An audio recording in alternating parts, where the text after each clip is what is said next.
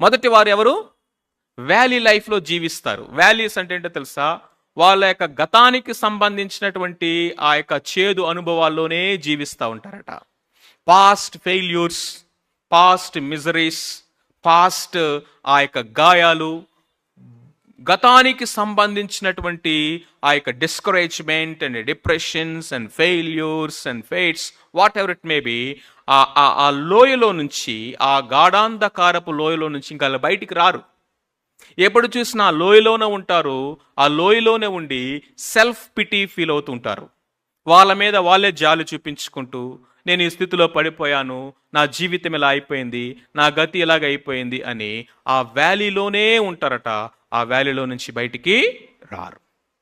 యెహోవా నీ కాపరుగా ఉంటే, ఆయనను వెంబడిస్తూ ఉంటే, ఆ గాఢాంధకారపు లోయలో నుంచి ఖచ్చితంగా బయటికి నువ్వు రాగలవు. మరి కొంతమంది ఏం చేస్తారంటే, వీరు ప్లేయిన్స్ లైఫ్కి, మైదాన జీవితాలకు అలవాటు పడిపోతారట. మైదానాల జీవితం అంటే ఏంటో తెలుసా? Comfort Jones. ఏం చెప్పండి? Comfort Jones. సో ఏ విధమైన ఎత్తుపల్లాలు ఉండవు, ఏ విధమైన రఫ్నెస్ ఉండదు, చక్కని మైదానాల భూముల్లో జీవించడానికి అలవాటు పడతారు. వీళ్ళు ఎవరంటే ఆ లోయలో ఉండకపోవచ్చు, కానీ వీరు ఎత్తులకు వెళ్ళడానికి ఇష్టపడరట, రిస్క్ తీసుకోవడానికి ఇష్టపడరట. వాళ్ళ యొక్క జీవితాల్లో ఇదిగో ఈ సుఖవలయాన్ని దాటి బయటికి, అవుట్ ఆఫ్ కంఫర్ట్ జోన్ ఆలోచన చేయరట.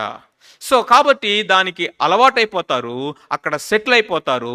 ఆ మైదానాల జీవితంలో అక్కడక్కడే సర్ఫేస్ లెవెల్ లైఫ్. ఇది చెప్పండి, సర్ఫేస్ లెవెల్ జీవితానికి అలవాటు పడిపోతారనమాట. మూడవది ఏంటంటే మౌంటైనియర్స్. వీరి పర్వతారోహణులు అనమాట. ఆత్మీయ జీవితంగా మనం ఎలా ఉండాలంటే పర్వతారోహణ చేసేవారులాగా ఉండాలి. మోషే యొక్క జీవితాన్ని కనుక మనం చూసినట్లయితే, మోషేని ఎన్నిసార్లు దేవుడు ఎక్కి రమ్ము అని పిలిచాడో తెలుసా? ఎక్కి రమ్ము అంటాడు. ఎక్కడికి? ఆ హోరేబు కొండ మీదకి, సినాయి కొండ మీదకి ఎక్కి రమ్ము అనగా మోషే ఎక్కి వెళ్ళెను.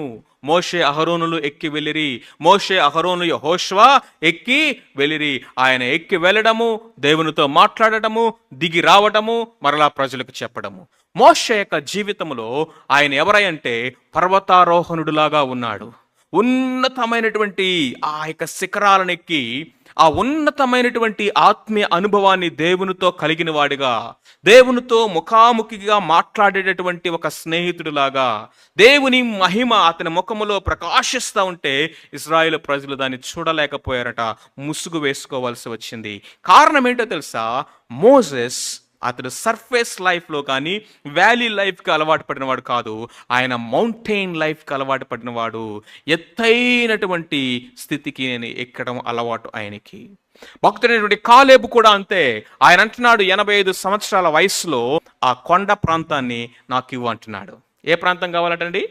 85 సంవత్సరాల వయసులో కొండ ప్రాంతాలు అడుగుతున్నాడు. ఎవరున్నారు ఆ కొండల మీద?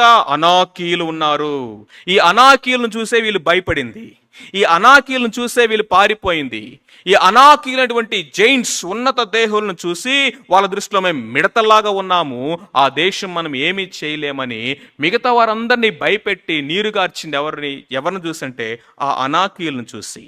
ఇప్పుడు కాలేబ్ అంటున్నాడు, ఎవరిని చూసైతే ఇదిగో భయపడ్డారో, ఎవరినైతే ఓడించలేమన్నారో, ఎవరి దృష్టికైతే మనం మిడతల్లాగా కనబడుతున్నామని చెప్పారో వాళ్ళని నేను మిడతల్లాగా నలిపేస్తాను. 85 సంవత్సరాల వయసులో ఆ కొండ ప్రాంతాలు నాకు ఇవ్వు, కొండలు ఎక్కుటకు, యుద్ధము చేయుటకు నాకు శక్తి చాలును అంటున్నాడు. చాలదు అంటలేదు. ఈ దినాల్లో యవనస్తులు 20లోనే 60 జీవితాలను బ్రతుకుతున్నారు. 20 సంవత్సరాల వయసులోనే ఉన్నారు, కానీ జీవితం చూస్తే ఎలా ఉంటుందంటే 60 సంవత్సరాల వయసులాగా.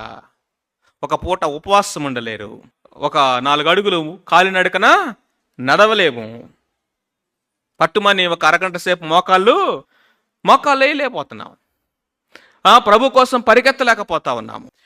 ఆత్మీయంగానూ ఆసక్తి లేదు, భౌతికంగానూ బలం లేదు.